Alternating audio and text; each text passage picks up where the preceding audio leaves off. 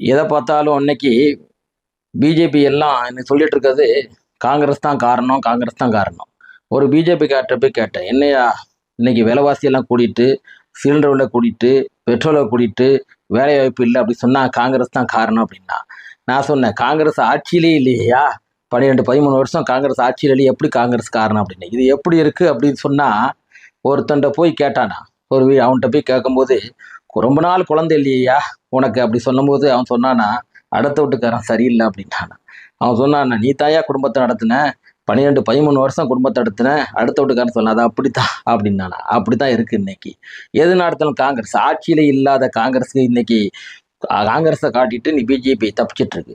இன்னைக்கு எப்படி ஏமாத்தணும்னு கற்றுக்கொள்கணும்னா இன்னைக்கு பிஜேபி அவர்கள் தான் கற்றுக்கொள்ளணும். எப்படின்னு சொன்னா, முதல்ல மோடி அவர்கள் ஆட்சிக்கு வந்த உடனே என்ன சொன்னாங்க அப்படின்னா, உங்களுக்குலாம் தெரியும், சிலிண்டர் விலை காங்கிரஸ் காலத்துல 400 ரூபாய் இருந்தது.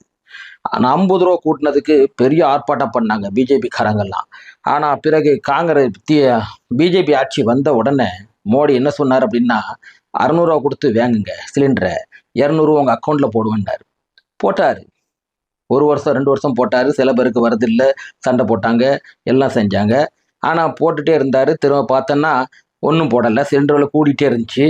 திரும்ப யாருக்கும் அக்கௌண்ட் வரதில்லை. இப்போ 900 ரூபாய். இதுதான் டெக்னிக்கான ஒரு ஏமாத்து. இந்த ஏமாத்தெல்லாம் கத்துக்கிறணும். ஆனா காங்கிரஸ் அதை கத்துக்கிறது இல்லை.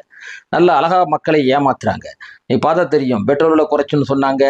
15 லட்சம் ரூபாய் கள்ள பணத்தெல்லாம் மீட்டி, கள்ள பணத்தெல்லாம் அவங்க எங்கெங்க அக்கௌண்ட்ல போட்டிருக்காங்க, பெரிய பெரிய பணக்காரங்கள்லாம் அவங்க பணத்தெல்லாம் எடுத்து 15 லட்சம் ரூபாய் போடுவாங்க அப்படின்னு சொன்ன பிஜேபி அதை போடலை.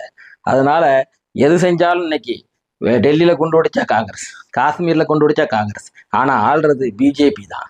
இது எப்படி இருப்பா, நம்ம சொல்லவே முடியல.